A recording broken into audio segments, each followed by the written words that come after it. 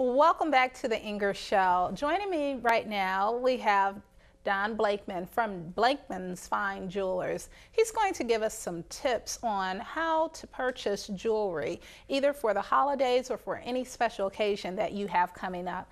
So, Don. First, Inger, I want a gold star.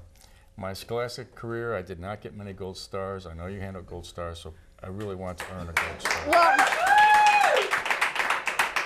Well, Don, let me see here. You have done a lot of good in the community, haven't you? Thank you. Oh, I'm trying. I know, and you know what? I do think you deserve a gold star. Okay. Mission accomplished. Yes, definitely.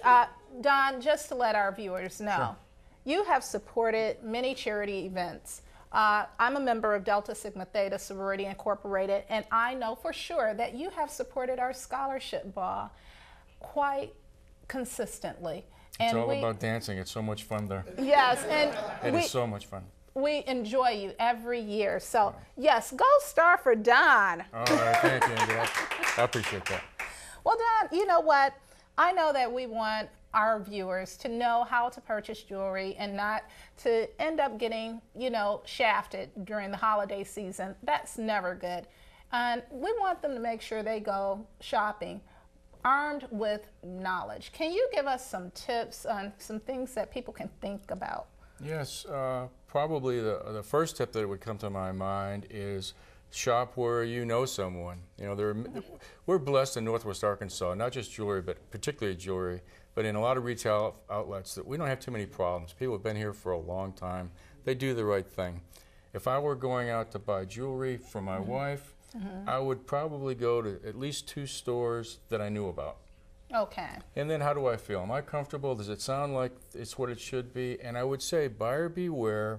If someone says this is 60% off, 40% off, I would say run to another store. That's the first thing. Do you think that when they have those kind of sales, you're probably not getting the real thing? It's pretend. It really, I hate to see it for our industry because, again, the local stores that are established have been here for a long time. You're not going to see that sort of thing. But when they pretend, we see it, I saw a bracelet today. Well, this was a $10,000 bracelet. Today it's only $5,000. You're a fine man, let's make it $4,000. And I have some diamond coupons for you. You can have this for $3,000. Well, God forbid if someone thinks they're getting a $10,000 bracelet. Let's hope it's worth $3,000. That part is make-believe.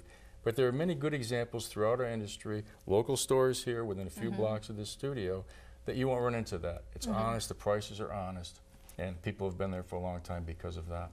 Well, that's good to know because you know what? I know a lot of people look forward to the day they can own a Rolex.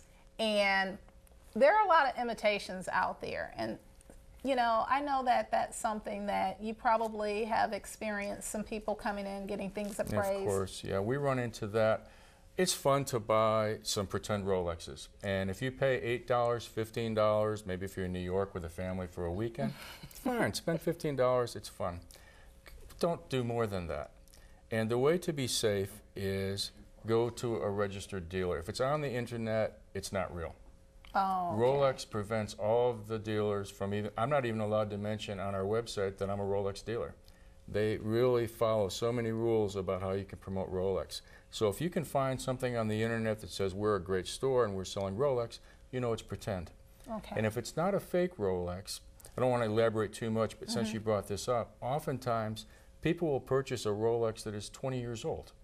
They don't know that because they're a good watch, they polish them up, you can buy a box made out of the country for about $1, and you think you're getting a new Rolex. And it's really sad when we see that happen. We don't see it a lot, but we see it enough that I'm glad that you brought that up. Well, I would love to get a Rolex under the tree, but you know what? This year probably isn't the year for it. Yeah, and with the recession and everything, what are some things that people can, purchase on a budget, for that special loved one? What we're experiencing is that, and we also preach this somewhat, better to buy fewer, better things. So maybe, I know your husband, maybe he would come in on a given year and say, I'm going to get a pendant and earrings on a typical year. And a bracelet. There you go. All diamonds, of course. And then he might say, well, I'm gonna, rather than getting two things that are lesser, I'll just get one nice thing. And so that's what we're seeing. There'll be fewer numbers of purchases, but of better items. And I think that's the best protection. I would go for the quality of the item. I would rather have, instead of a diamond bracelet, a nice gold bracelet for $200 instead of trying to buy a diamond bracelet for $200. Things like that.